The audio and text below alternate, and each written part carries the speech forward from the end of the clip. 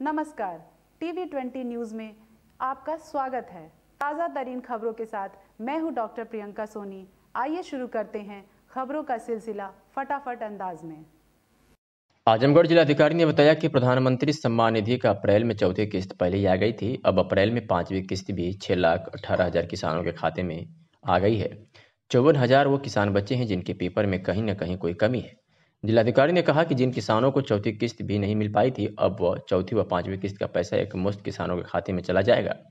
जिलाधिकारी ने कृषि अधिकारियों को आदेश दिया है कि जिन किसानों के पेपर में कमी है उसे कंप्लीट कराया जाए, जिससे प्रधानमंत्री सम्मान निधि का पैसा उनके खाते में जा सके। आइए सुनवाते हैं कि जिलाधिकारी ने क्या कुछ कहा।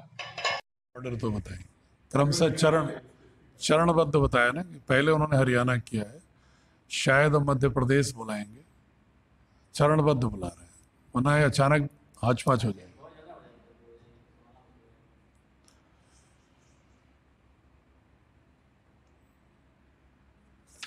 प्रधानमंत्री किसान सम्मान निधि में चौथी किस्त जो मार्च तक किसानों को मिली थी, अब पांचवी किस्त भी अप्रैल महीने में भारत सरकार ने प्रदेश सरकार के अनुरोध पर दिया है। जिन लोगों को चौथी किस्त मार्च में नहीं मिल पाई थी, उनको चौथी और पांचवी किस्त दोनों साथ मिल रही है, यानी 2,000 प्लस 2,000।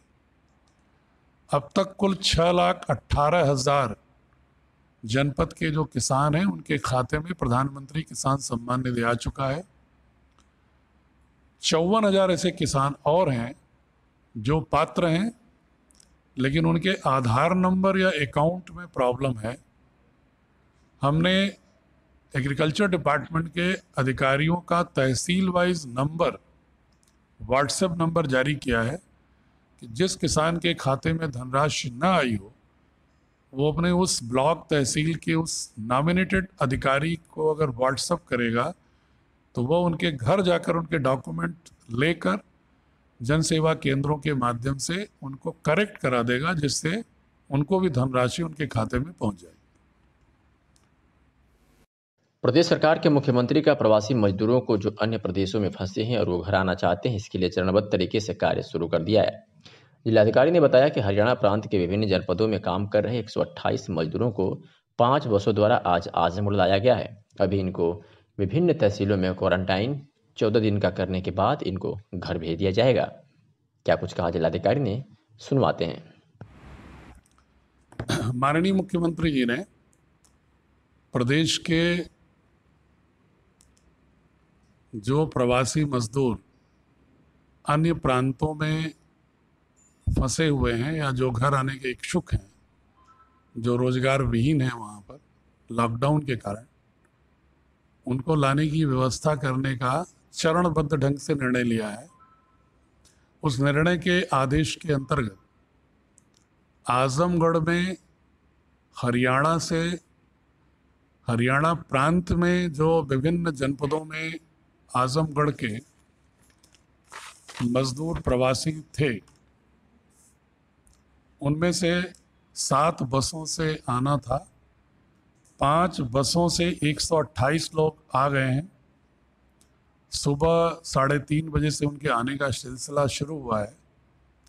मैं सुबह प्रथम, द्वितीय और तृतीय बसों में जो आए उनकी आगवानी करके वहाँ उनके से वार्ता भी किया हूँ और उनको अलग अलग जगहों पर तहसील स्तरीय शेल्टर होम में 14 दिन तक रुकने की व्यवस्था कर दी गई है। उसके बाद भी अपने घर जा पाएंगे। स्वास्थ्य परीक्षण भी उनका प्राथमिक कराया गया है। सभी ठीक हैं, लेकिन फिर भी वो 14 दिन क्वारंटाइन में रहने के बाद ही घर जाएंगे, ये सूचित करना था। जिलाधिकारी ने कहा कि कुछ लोग कल मुझे फ़ोन करके बताए थे कि शहरी के बाद लोग सड़कों पर घूमते हैं, जिसका मैंने आज सुबह 3:30 बजे से 5 बजे के बीच में नगर क्षेत्र का 2 राउंड दौड़ा किया, लेकिन मुझे कहीं ऐसा कोई समूह नहीं मिला जो इस तरह सड़क पर या गलियों में घूम रहे हों। 1-2 लोग मिले थे जो भी मॉर्निंग वॉक पर निकले थे और सोशल डिस्टेंस का पालन कर रहे थे। इसके बाद भी मैंने पुलिस को निर्देश दिया कि वे चौकन्ने रहें और लॉकडाउन का कड़ाई से पालन करावें। जिलाधिकारी आजमगढ़ ने क्या कुछ कहा, आइए सुनवाते हैं। आज कुछ लोगों ने मुझे फ़ोन किया था कि साहब वो सहरी के बाद लोग घूमने लगते हैं गलियों में।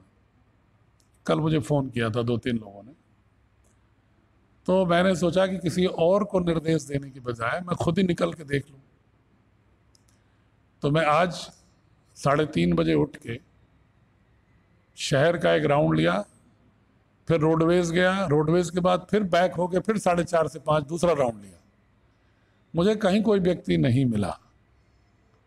इसलिए मैं लोगों को ये मुतमईन करना चाहता हूँ कि मैं कम से कम आजमगढ़ नगर पालिका क्षेत्र में तो आज मैंने 3:30 से 5 के बीच में 2 चक्कर पूरे शहर के गलियों का भी लगाया।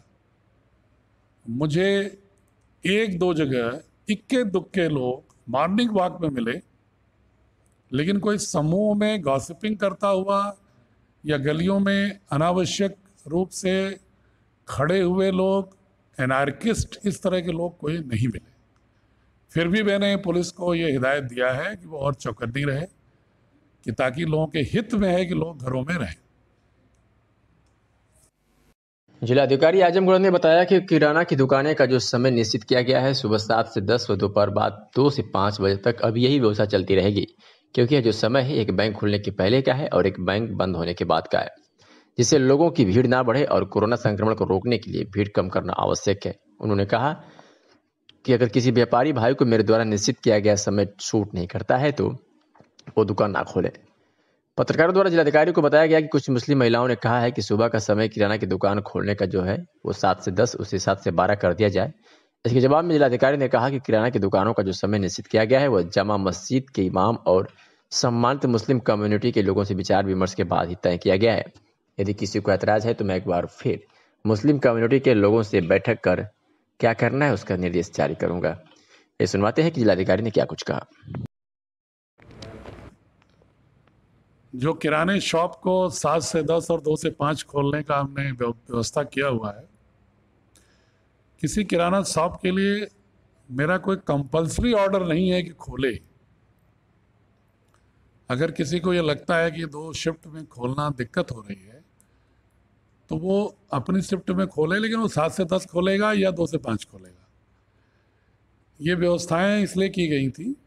मैं थोड़ा व्यापारी बंधुओं से विनम्रता से अनुरोध करूंगा कि गांव के बाज़ारों में और शहर के बाज़ारों में, चूँकि बैंक भी 10 से 2-1 तक बड़ी भीड़ रहती है, तो मुझे ऐसा लगा कर 2 शिफ्ट करना है या एक्सटेंड करना है समय को, तो बेहतर होगा कि बैंक खुलने से पहले एक बार किराना शॉप पर लोग खरीदारी कर लें, और एक बैंकों में जब भीड़ ख़त्म हो जाती है 1-1:30 बजे तक, इसके बाद 2 से 5 खरीद लें, तो एक समय में एक बाज़ार में लोगों की चहलकदमी, मानव की संख्या थोड़ी कम होगी। आज की तारीख में कोरोना के रोकथाम से ज़रूरी है कि हम ऐसा साइंटिफिक सिस्टम रखें कि कम से कम लोग एक समय पर लोग आगे बाहर निकलने के लिए आएँ। ये कारण था। थोड़ी अगर आपको असुविधा हो रही है तो उसके लिए माफ़ी चाहता हूँ, लेकिन व्यवस्था में सहयोग करें। अगर आपसे अल्पसंख्यक समुदाय की महिलाओं ने ईद के मद्देनज़र ये कहा कि हमें 7 से 12 बेहतर है, तो मुझे कोई आपत्ति नहीं है, लेकिन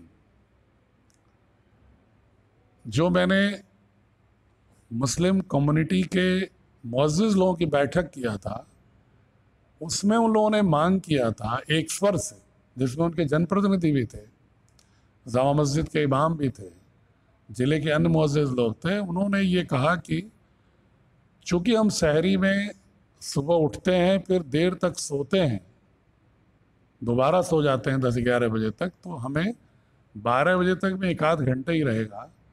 बेटर होगा कि हमें सेकेंड हाफ में कुछ समय दे दिया जाए। इसके मद्देनज़र हमने किया था। हम दोबारा पूछ लेंगे, अगर लोग इस पर सहमत होंगे तो मुझे कोई आपत्ति नहीं। भारत सरकार ने जो दुकान खोलने का आदेश दिया था उसका उद्देश्य था कि जो रेजिडेंशियल कॉम्प्लेक्स हैं, दुकानें हैं, उनको खोलने की अनुमति थी। यह आदेश उन महानगरों जैसे दिल्ली, मुंबई के लिए था, जिससे नागरिक अपनी सुविधाओं को देखते हुए अपने घर से पैदल जाकर ले लें। यह आदेश आजमगढ़ पर लागू नहीं होता है, क्योंकि आजमगढ़ में कोई इस तरह का रेजिडेंशियल कॉलोनी नहीं है। शासकीय कार्य जैसे सरकारी शौचालय, प्रधानमंत्री आवास, मुख्यमंत्री आवास के काम जारी रहेगा। इन पर कोई रोक नहीं है। जिलाधिकारी ने आगे क्या कुछ कहा, सुनवाते हैं। भारत सरकार ने जो निर्णय दुकानों के खोलने के विषय में लिया था, उसको अगर गहराई से अध्ययन करेंगे तो वह मुख्यतः रेजिडेंशियल कॉम्प्लेक्सेस में जो अंदर की दुकानें होती हैं उनको खोलने के लिए आदेश है। मुख्यतः ये महानगरों की समस्या थी कि जिनमें कॉमर्शियल प्लॉट अलग होते हैं, मॉल अलग होते हैं और कुछ छोटी छोटी दुकानें रेजिडेंशियल कॉलोनीज में जो ऑर्गेनाइज कॉलोनीज होती हैं, नियोजित कॉलोनी, उनके अंदर कुछ छोटी छोटी दुकानें, शॉप्स होती हैं। महानगरों में मुख्यतः दिल्ली और मुंबई वगैरह में रेजिडेंशियल कॉम्प्लेक्स के अंदर की दुकानें भी बंद थी। इसलिए भारत सरकार ने लोगों को नागरिक सुविधाएं, आवश्यक वस्तुओं की उपलब्धता के लिए कि अपने उस कॉलोनी के अंदर पैदल जाकर के सामान ले सकें, इसलिए उन्होंने ये व्यवस्था की। इसका इंटरप्रिटेशन लोगों को ये होने लगा कि शायद सारी ही दुकानें खोलने का आदेश हो गया है। ऐसा नहीं है। और जैसे अगर आजमगढ़ जनपद की समीक्षा करें तो यहाँ कोई ऐसी रेजिडेंशियल कॉलोनी नहीं है जिसके आसपास किराना शॉप की दुकान ना हो, दवा की दुकान ना हो, सब्जी की उपलब्धता ना हो। तो कृषि उपकरणों की दुकानें खुली ही हैं। बिल्डिंग मटेरियल के विषय में चूंकि शासन के काम शुरू करने का आदेश अभी इस फेज में है, व्यक्तिगत कार्य नहीं, तो हमने ये व्यवस्था किया है कि जिस कार्यदायी संस्था को जिस दुकान से मटेरियल लेना होगा वह उनसे ऑनलाइन या टेलीफोनिकली कंफर्म करने के बाद सामान को निकालने के लिए जितने देर की परमिशन चाहिए होगी, उस शॉप के खुलने की व्यवस्था संबंधित एसडीएम और एसओ कर देंगे। जैसे शासकीय कार्य जो शौचालय हैं, मुख्यमंत्री आवास हैं, प्रधानमंत्री आवास हैं, मनरेगा के काम का अगर कोई मटेरियल है उसके लिए उपलब्धता हो जाए। ग्रेजुअली स्थिति बेहतर होने के बाद जब अन्य निर्माण कार्यों पर छूट दी जाएगी तब बिल्डिंग मटेरियल के विषय में भी निर्णय लिया जाएगा। एक पता चला है कि शराब की दुकानों से कुछ लोग जुगाड़ की व्यवस्था करके शराब ले रहे हैं। जिलाधिकारी ने बताया कि इसके लिए हमने एक्साइज पुलिस और मजिस्ट्रेट की संयुक्त टीम बनी है जो 25% दुकानों की रैंडम चेकिंग करेगी और स्टाफ रजिस्टर से उसका मिलान करेगी। जिलाधिकारी ने कहा कि यह मेरी चेतावनी भी है कि अनियमितता पाए जाने पर लाइसेंस भी निरस्त करने की कार्रवाई की जाएगी। आइए सुनवाते हैं कि जिलाधिकारी ने क्या कुछ कहा। ये कि बहुत सारे लोग शराब की अधिकृत दुकानों से एक जुगाड़ व्यवस्था के तहत शराब जो है प्राप्त कर ले रहे हैं। उस पर हमने आज से सख्ती करने का और निर्णय लिया है कि ऐसी घटनाएं हो रही हैं तो उस पर सख्ती से रोका जाएगा। हमने मजिस्ट्रेट, पुलिस और एक्साइज की टीमें बना दी हैं और जो दुकानें हमारी लाइसेंसी हैं उनको डेली हम 20 दुकानों का रैंडम इंस्पेक्शन कराएंगे और उनका स्टॉक और उनके रजिस्टर का मिलान कराएंगे, जिससे स्पष्ट हो सके कि उनके स्टॉक से कोई लीकेज तो नहीं हो रहा है।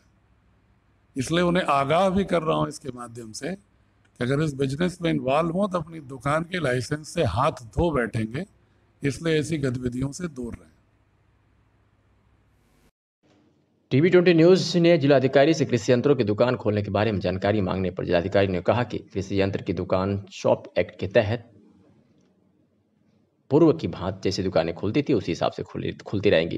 कृषि यंत्र और उसके उपकरण की दुकान को यदि कोई खोलने पर अवरोध उत्पन्न करता है तो उसके लिए पुलिस अधिकारियों को निर्देश दे दिया जाएगा। आइए सुनवाते हैं कि जिलाधिकारी ने क्या कुछ कहा। कृषि उपकरणों की दुकान शॉप एक्ट के तहत जो समय निर्धारित है उनके लिए कोई प्रतिबंध नहीं है, उस पूरे समय में खोल सकते हैं। अब वो स्वतः बंद करा रहे होंगे या पुलिस के लोग बंद करा दे रहे हैं, तो अगर ऐसा कोई संज्ञान में मेरे केस नहीं आया, लेकिन मैं आपके प्रश्न का उत्तर इस माध्यम से दे रहा हूँ कि पुलिस अधिकारियों को भी मैं बताना चाहता हूँ और लोगों को भी कि कृषि उपकरणों की दुकानों के लिए कोई समय का प्रतिबंध नहीं है। आजमगढ़ जिलाधिकारी ने बताया कि भारत सरकार की गाइडलाइंस के अनुसार इलेक्ट्रिक फैन की दुकान खोलने के आदेश था, लेकिन वहीं भारत सरकार की अभी आज स्पष्ट गाइडलाइन है कि जिलाधिकारी जनपद की स्थिति के अनुसार निर्णय ले। इसलिए मैंने इलेक्ट्रिक फैन व किताब की दुकानों को होम डिलीवरी करने का आदेश दिया है, दुकान खोलकर बेचने का नहीं। क्या कुछ कहा जिलाधिकारी आजमगढ़ ने, सुनवाते हैं। इलेक्ट्रिक फैन के विषय में बहुत सारे लोग बार बार पूछ रहे हैं। मैं उनसे ये अवगत कराना चाहूँगा सभी जनपद वासियों को कि गवर्नमेंट ऑफ इंडिया की जो नोटिफिकेशन था उसमें इलेक्ट्रिक फैंस की शॉप के लिए भी खोलने का निर्देश था, लेकिन उसमें यह व्यवस्था की गई थी कि प्रदेश सरकारें और जिलाधिकारी उसको वहाँ की स्थिति के अनुसार क्रियान्वित करेंगे। मैंने अपने यहाँ किताब की दुकान और इलेक्ट्रिक फैन दोनों का उस ऑर्डर में जिक्र था, दोनों को ही होम डिलीवरी के लिए अलाउ किया है। दुकान पर जाकर के उपभोक्ता न खरीदे ताकि सोशल डिस्टेंसिंग का खतरा न पैदा हो, इसलिए इलेक्ट्रिक फैंस की शॉप भी होम डिलीवरी कर सकती हैं, एक्सेसरीज की और फैन की। ये मैं लोगों को अवगत कराना चाहता हूँ।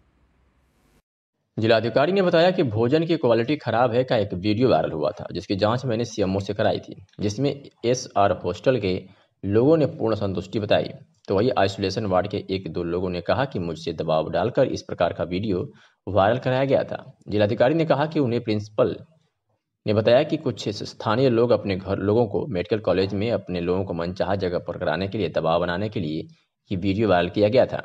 जिलाधिकारी ने आदेश किया है कि जो हमारे कोरोना योद्धा हैं उनके मेनू के अनुसार ही उन्हें भोजन उपलब्ध कराया जाए। क्या कुछ कह रहे हैं जिलाधिकारी, सुनवाते हैं आपको।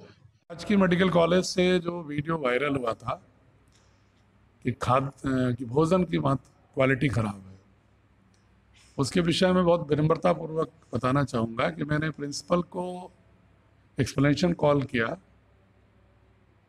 और जितने लोग क्वारंटाइन में एक्टिव थे सबके टेलीफोन नंबर हमने मंगाए और मैंने इंडिपेंडेंट रूप से एसआर हॉस्टल में और आइसोलेशन वार्ड के लोगों से 25% लोगों से रैंडम हमने खुद बात किया। उनका जो फीडबैक था कि सामान्य रूप से एसआर हॉस्टल के लोगों ने तो पूरी संतुष्टि जताई, हमें ठीक खाना मिलता है और कोई दिक्कत नहीं है। आइसोलेशन वार्ड में 17 लोगों में से मैंने रैंडम 5 लोगों से पूछा, 4 लोगों ने संतुष्टि जताई। एक व्यक्ति ने मुझसे ये कहा कि साहब एसआर हॉस्टल में चटनी मिलती है, हमारे यहाँ चटनी नहीं मिलती।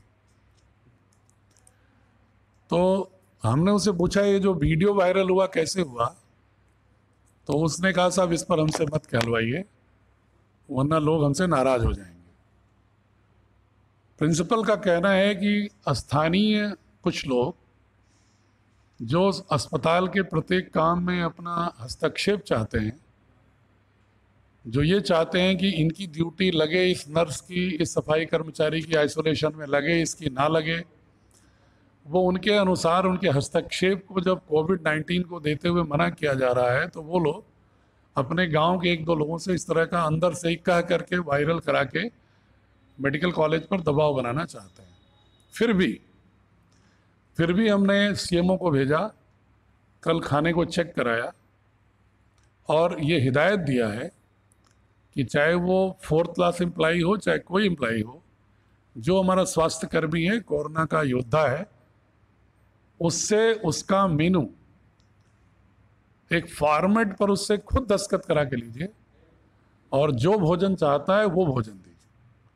आप मेनू अपने अनुसार नहीं बल्कि उसके अनुसार मेनू तय करिए। तो ये प्रक्रिया उन्होंने आज से शुरू कर दिया है। किसके लिए? इतने देर तक मैं बताया।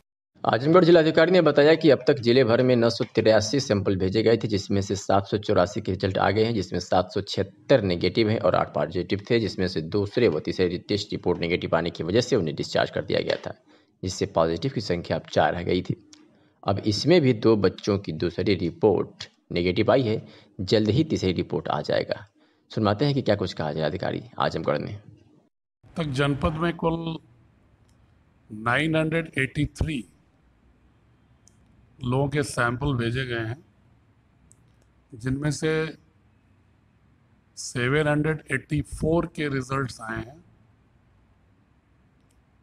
776 के नेगेटिव हैं, 8 कुल पॉजिटिव अब तक आइडेंटिफाई हुए थे, जिनमें से 4 लोग लगातार सेकेंड और थर्ड सैंपल नेगेटिव होने के बाद डिस्चार्ज हो गए हैं राजकीय मेडिकल कॉलेज से, अर्थात घर जा चुके हैं। जो शेष 4 एक्टिव केस हैं, उनमें से 2 केस जिनका सेकेंड सैंपल भेजा गया था वो भी नेगेटिव आ गया है। आज उनके थर्ड सैंपल भेजे जा रहे हैं। ये पूरे सैंपलिंग के रिजल्ट की स्थिति है।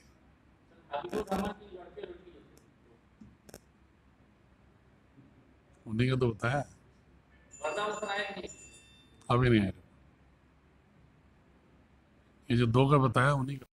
आजमगढ़ जिले के मुबारकपुर के हॉटस्पॉट एरिया नयापुरा के बारे में पुलिस अधीक्षक ने बताया कि 5 किलोमीटर के एरिया में किसी को भी आने जाने का इजाज़त नहीं है, क्योंकि जो भी कोरोना पॉजिटिव की संख्या आई है वो इसी एरिया से आई है, इसलिए इस एरिया को सील कर दिया गया है। मैं बार बार वहां जाकर के निरीक्षण करते रहता हूं कि लॉकडाउन का उल्लंघन तो नहीं हो रहा है, इसलिए इस कंप्लीट जोन को हमने लॉकडाउन के दायरे में डाल दिया है और लोगों से मिलकर उनकी समस्याओं के बारे में जानकारी ली जाती है कि उन्हें दवा, खाद्यान्न या अन्य प्रकार की कोई शिकायत तो नहीं है, और पूरी एरिया को सैनिटाइज कराया जा रहा है और हमारी पूरी कोशिश है कि हम डोर टू डोर आवश्यक सामानों की आपूर्ति करा सकें। आइए सुनाते हैं कि पुलिस अधीक्षक ने मुबारकपुर के हॉटस्पॉट के बारे में क्या बताया। से अपने हालचाल भी उनका जाना है, किस तरीके का रहा? देखिए, जो नयापुरा एरिया है हॉटस्पॉट मुबारकपुर का, उसके 5 किलोमीटर के रेडियस में किसी को आने की इजाज़त नहीं है, न वहाँ से किसी को निकल के जाने की इजाज़त है, इसलिए कि वहीं से हमारे यहाँ जो भी कोरोना पॉजिटिव के केसेज आए हैं वो वहीं से आए हैं। उसको कम्प्लीटली हम लोग ने सील कर दिया है। मैं बार बार जाकर वहाँ इंस्पेक्ट करता रहता हूँ कि लॉकडाउन के नियमों और शर्तों का कोई उल्लंघन तो नहीं हो रहा। ऐसा तो नहीं है कि वहाँ से पब्लिक निकल के कहीं बाहर जा रही हो। इस तरह से पूरे जोन को हम लोगों ने 7 बैरियर लगा के पूरा कम्प्लीटली लॉकडाउन कर दिया है। वहाँ जाकर के हम लोगों ने लोगों से ये भी जानने की कोशिश करते हैं कि उनको खाना और इस तरह की मेडिसिन या इस तरह की सप्लाई में कोई दिक्कत तो नहीं है। उनसे जा कर के हम लोग बाकायदे सैनिटेशन फायर ब्रिगेड की गाड़ियों को ले जा कर के पूरे एरिया को सैनिटाइज़ कराया जाता है 2 बार। तो जो हमारे कोरोना वॉरियर्स लगे हैं उनसे भी हम बात करते हैं कि किसी तरह की कोई दिक्कत हो किसी को। हमारी पूरी ये कोशिश है कि डोर टू डोर उनकी जितनी इसेंशियल गुड्स हैं उसकी सप्लाई भी हम इंश्योर करें। इसके लिए हम लोगों ने डेडिकेटेड 2-3 लोगों को लगा दिया गया है, जो डोर टू डोर जा कर के फ्रूट्स या उनकी ज़रूरत की सारी चीज़ों की सप्लाई भी करते हैं। निरीक्षण के दौरान क्या पाया गया, कितनी सख्ती बरती जा रही है वहाँ पर? क्योंकि निरीक्षण के दौरान मैंने पाया कि वहाँ कंप्लीट लॉकडाउन है। 100% जो लॉकडाउन की शर्तें हैं उसका लोग पालन कर रहे हैं। लोग अपने घरों के अंदर हैं, कोई बाहर नहीं जा रहा है, कोई वहाँ से निकल के कहीं बाहर नहीं जा रहा है। 5 किलोमीटर की रेडियस को हम लोगों ने कम्प्लीटली लॉकडाउन की स्थिति में रखा हुआ है। Thank you sir.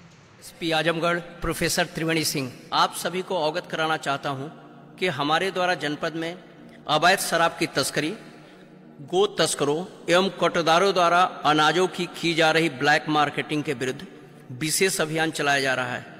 किसी भी गांव या मोहल्ले में यदि किसी के द्वारा गोकसी या अवैध शराब का वितरण किया जा रहा हो या किसी कोटेदार द्वारा अनाजों के वितरण में हेराफेरी की जा रही हो, तो इसकी सूचना तत्काल व्हाट्सएप नंबर 9454458115। मैं एक बार फिर से रिपीट कर रहा हूँ, मेरे व्हाट्सएप नंबर 9454458115 पर तत्काल कॉल करके या व्हाट्सएप के माध्यम से सूचित करें। सूचनाकर्ता की गोपनीयता रखने के साथ ही उसे उचित इनाम दिया जाएगा। मैं आपको विश्वास दिलाता हूँ कि अगर आपने ये सूचना दी तो आपकी गोपनीयता बनाए रखते हुए जो भी दोषी होंगे उनके खिलाफ कठोरतम कार्रवाई की जाएगी। आजकल मेरी संज्ञान में ये बात आई है कि तस्करों द्वारा अवैध शराब की सप्लाई लग्जरी एवं विभिन्न गाड़ियों से कई छोटे छोटे गांवों और मोहल्लों में पहुंचाई जा रही है। यदि कहीं सरकारी शराब की दुकान अनावश्यक रूप से रात्रि में खुली मिले या शराब की सप्लाई हो रही हो कहीं, अथवा किसी गांव मोहल्ले में शराब का निर्माण एवं बिक्री कार्य किया जा रहा हो, तो इसकी सूचना तत्काल व्हाट्सएप नंबर 9454458115 या 112 नंबर पर या 1076 अथवा IGRS के माध्यम से भी सूचित कर सकते हैं। मैं आप सभी को बताना चाहता हूं कि ये अभियान आप सभी के हित में है, अतः मैं अनुरोध करता हूं कि कृपया इस कार्य में आप पुलिस की मदद करें। धन्यवाद। पुलिस अधीक्षक ने बताया कि लॉकडाउन उल्लंघन मामले में थाना मेहनगर का जो वीडियो मिला है, जिसमें बसपा नेता द्वारा राहत सामग्री वितरण के समय सोशल डिस्टेंस की दम जमकर धज्जी उड़ाई जा रही थी, जिसमें जिलाधिकारी ने कल बसपा नेताओं व मौके पर उपस्थित उप जिलाधिकारी के खिलाफ भी कार्रवाई के लिए निर्देश दे दिया था। पुलिस अधीक्षक ने कहा कि वीडियो में साफ दिख रहा है कि लॉकडाउन की शर्तों का पूरी तरह उल्लंघन है। बिना परमिशन के 50 लोग इकट्ठा होकर कुछ लोगों को संबोधित कर रहे थे, जिनके ऊपर महामारी अधिनियम 188 और 269 के तहत मुकदमा दर्ज कर लिया गया है, जिसमें 8 लोग नामजद हैं और कुछ लोग अज्ञात हैं। इसकी विवेचना चल रही है और जल्द ही लोगों को गिरफ्तार कर जेल भेजने की कार्रवाई की जाएगी। आइए सुनवाते हैं कि SP आजमगढ़ ने क्या कुछ कहा। आपके ऊपर FIR दर्ज की गई है, क्या है पूरा मामला? देखिए, ये जैसे वीडियो हम लोगों के संज्ञान में आया, मैंने तुरंत आदेश किया इंस्पेक्टर को कि चूँकि लॉकडाउन की शर्तों का उल्लंघन है, ये बिना किसी अनुमति तो दी ही नहीं जा रहे, बिना किसी उसके ये लोग इकट्ठा होकर के 40-50 लोग और कुछ लोग उसको संबोधित कर रहे थे। इनके खिलाफ महामारी अधिनियम 188 और 269 के तहत मुकदमा कायम किया जाए, जिसमें 8 लोग नामजद हैं और कुछ अज्ञात लोग हैं, जिसकी विवेचना चल रही है। शीघ्र ही ये लोग गिरफ्तार करके जेल भेज जाएंगे। इसमें एक बसपा नेता भी है, प्रदीप सिंह कबूतरा, जो नामजद किया गया है। हाँ, नामजदगी है प्रदीप सिंह कबूतरा की। इन लोगों के खिलाफ शीघ्र कार्रवाई की जाएगी। ठीक। सबाना आजमी की सामाजिक संस्थान मिजवा वेलफेयर सोसाइटी ने कोविड-19 में दैनिक मजदूरी करने वाले लेबरों को आवश्यक खाद्य सामग्री, साबुन व स्वास्थ्य स्वच्छता किट का वितरण किया है। संस्था की अध्यक्षा सबाना आजमी के अनुसार अभी तक मिजवा वेलफेयर सोसाइटी 3,364 लोगों तक पहुंची है, जिसमें 3,135 किलोग्राम अनाज, 3,272 पीस साबुन एवं लगभग 10,000 मास्क अभी तक वितरित किया गया है। दैनिक मजदूरी करने वाले लेबरों को आवश्यक खाद्य सामग्री में, जिसमें 2 किलो चावल, आधा किलो दाल, 250 ग्राम सोयाबीन, 2 साबुन एवं 2 मास्क था, जिसका वितरण 12 गांवों में सोशल डिस्टेंसिंग के माध्यम से किया गया। संस्थान का उद्देश्य था कि कोविड-19 के समय लोग घरों में ही रहें, जिसके लिए संस्था की टीम लोगों तक राशन उनके घर घर तक पहुंचा रही है और बहुत ही आवश्यक होने पर ही लोग घर से बाहर निकलें, जिसके लिए संस्थान लोगों को मास्क वितरित कर रही है। लोगों में सामाजिक दूरी, साफ सफाई, मास्क या फेस कवर के लगाने को लेकर एवं कोविड-19 से कैसे बचा जाए, इसके बारे में लोगों में जागरूकता फैला रही थी। मिजवा वेलफेयर सोसाइटी के चिकनकारी सेंटर की लड़कियां ही इस मास्क को बना रही हैं और अब तक कोविड-19 पूरी तरह से समाप्त नहीं होता है तब तक हम मास्क बनाते रहेंगे और लोगों को निःशुल्क उपलब्ध कराते रहेंगे। आइए सुनवाते हैं कि सबाना आजमी ने क्या कुछ कहा। आज सिर्फ हमारे देश में नहीं बल्कि पूरी दुनिया में कोरोना वायरस ने एक हलचल मचा दी है और हम सब के सब कोविड-19 की गिरफ्त में आ गए हैं। तो एक बात तो साफ समझ में आती है कि हम सब लोग एक दूसरे पे निर्भर हैं, इंटरडिपेंडेंट हैं। कोरोना वायरस न ज़ात देखता है, न क्लास देखता है, न जेंडर देखता है, वो सबको हो सकता है। तो हम लोगों को अपना फ़र्ज़ निभाना है उन लोगों की तरफ जो हमारे इतने फॉर्चुनेट नहीं हैं। मुझे इस बात की बहुत खुशी है कि मिजवा वेलफेयर सोसाइटी, जिसकी मैं प्रेसिडेंट हूँ, 2 अप्रैल से लगातार फूलपुर तहसील में आजमगढ़ के अलग अलग गाँवों में पहुँचा रहा है रिलीफ मटेरियल, जिसमें राशन है, जिसमें साबुन है, जिसमें तेल है और सबसे अहम कि हमने 10,000 मास्क 2 अप्रैल से लेकर आज तक यानी कि 20 अप्रैल तक हमने 10,000 मास्क डिस्ट्रीब्यूट किए हैं इन गाँवों में। सिकरौर, सजरपुर, झकाहा, सुधनीपुर, गडेरिया का पूरा, मिजवा, बख्शपुर, इतकोहिया, अनजान शहीद, दरिद्धा और सिंगरपुर। ये मुमकिन ही नहीं हो सकता अगर हमारे साथ बहुत सारे लोग जो इसमें जिन्होंने हमारा हाथ बटाया है, फाइनेंशियली हमारी मदद की है, उनकी वजह से। लेकिन मैं सबसे ज़्यादा शाबाशी देना चाहती हूँ अपनी टीम को, अपनी मिजवा की टीम को, जिसमें विनोद पांडे जो हमारे सीईओ हैं, आशुतोष त्रिपाठी जो हमारे डेप्यूटी मैनेजर हैं, लल्लन, बहुत सारे लोग, और उन तमाम लड़कियों को और औरतों को जो हमारे सेंटर में काम करती थी, अब उनके पास कोई काम नहीं है, तो वो खुद होके उन्होंने ये मास्क्स बनाए हैं और तैयार किए हैं। तो मुझे इस बात की खुशी है कि मिजवा इतना छोटा सा गांव है, लेकिन उनके तमाम लोगों में ये कोशिश उन लोगों ने की है कि हम दूसरों की मदद कैसे कर सकते हैं। तो मैं आप सब लोगों को शाबाशी देती हूँ, आपको दुआएं देती हूँ, लेकिन साथ में ये भी बताना चाहती हूँ कि अभी ये सफ़र बहुत लंबा है, अभी ये जल्दी ख़त्म होने वाला नहीं है। तो इसलिए अपनी सेहत का भी ख्याल रखिए और तैयार रहिए कि ये एक लंबी लड़ाई है जो हमें लड़ना है। एक बार फिर आप सब लोगों का बहुत बहुत शुक्रिया। पुलिस अधीक्षक ने बताया कि जो जैनपुर थाना क्षेत्र से सूचना मिली थी कि सरकारी दुकानों से लग्जरी गाड़ियों से शराब की आपूर्ति की जा रही है, जिसमें गाड़ी सीज कर दी गई है और ड्राइवर को गिरफ्तार कर लिया गया है और 72 बोतल शराब भी बरामद कर लिया गया है। बारकोड के माध्यम से होलसेल व रिटेलर की दुकान को सील कर दिया गया है और कागजात मांगने के बाद भी कागज नहीं उपलब्ध कराया गया, जिसके लिए दुकान की लाइसेंस की निरस्तीकरण की कार्रवाई की जा रही है। तो वही दुकान के मालिक सेल्समैन के खिलाफ मुकदमा दर्ज कर गिरफ्तारी के लिए पुलिस को आदेश कर दिया गया है। पुलिस अधीक्षक ने कहा कि मेरे व्हाट्सएप नंबर पर जो भी अवैध शराब व अन्य अवांछनीय गतिविधियों में शामिल लोगों की सूचना देगा, उसे इनाम दिया जाएगा और उसका नाम गुप्त रखा जाएगा। ये सुनवाते हैं कि एसपी आजमगढ़ ने क्या कुछ कहा। हो रही है, तो इन पे क्या कार्रवाई की जा रही है? देखिए, इस तरह की एक सूचना हम लोगों को कल सुबह करीब 3-4 बजे के करीब मिली थी कि सरकारी दुकानों से सप्लाई हो रही है। उसमें हम लोगों ने रेड किया, एक आदमी को गिरफ्तार किया। गिरफ्तार करने के बाद पता चला कि क्रिस्टा गाड़ी से वो सप्लाई कर रहे हैं। करीब 72 बॉटल बरामद हुए, उसको गिरफ्तार कर लिया गया, उसकी गाड़ी सीज कर दी गई है। और जिस दुकान से बारकोड की स्कैनिंग के बाद पता चला कि इसका होलसेल सप्लायर ये था और रिटेल सप्लायर जहाँ से ये बिक्री होनी थी ये है, उस दुकान को हम लोगों ने सील कर दिया है। और जब हम लोगों ने डॉक्यूमेंट्स मांगा तो उसके स्टॉक का कोई वहाँ रिकॉर्ड नहीं मिला।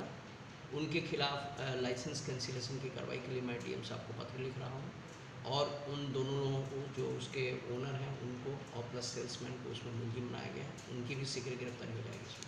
सर, ऐसे लोगों को शिकंजा कसने के लिए जो शराब दुकानें हैं उन पे क्या कार्रवाई की जा रही है? देखिए, हमने कल दोपहर में मैंने एक व्हाट्सएप नंबर जारी किया जिसमें लोगों से अपील की कि अगर ऐसी परिस्थितियों में अगर कोई आदमी दारू कहीं बन रहा हो, कहीं अवैध रूप से बन रहा हो या उसका वितरण हो रहा हो या सरकारी दारू की दुकानों से ये शराबें ले जाके कॉलोनी और इधर उधर बेच रही हो, तो आप इस पर सूचित करें। ये मेरा व्हाट्सएप नंबर है।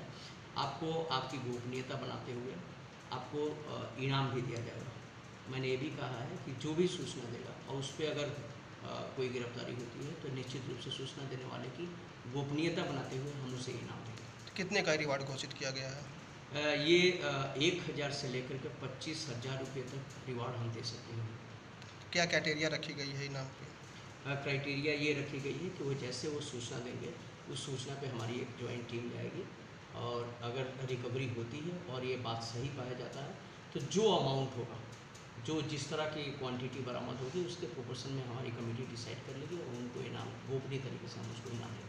अभी आपकी पुलिस सर हर दुकानों पे जा के चेकिंग भी कर रही है, तो किस तरीके का चेकिंग है? ये हम लोगों ने 7 टीमें बनाई हुई है जिसमें एक साइज़ के अफसर हैं, मजिस्ट्रेट हैं और हमारे डीएसपी रैंक के अधिकारी हैं। ये हर टीम जा कर के जितनी भी इस तरह की लाइसेंसी दुकान है वहाँ के स्टॉक रजिस्टर चेक कर रही है, क्योंकि लॉकडाउन के बाद ये दुकानें बंद थी। किन परिस्थितियों में इनके यहाँ से जो शराब की क्वांटिटी है उसमें मिसमैच पाया जा रहा है। इसका मतलब कि निश्चित रूप से इन्होंने इसकी सप्लाई की होगी और अगर ये अनियमितता पाई जाती है तो उनके खिलाफ लाइसेंसिंग शर्तों का उल्लंघन करने में एवं एक्साइज एक्ट के तहत अन्य कार्रवाई भी की जाएगी। Thank you sir.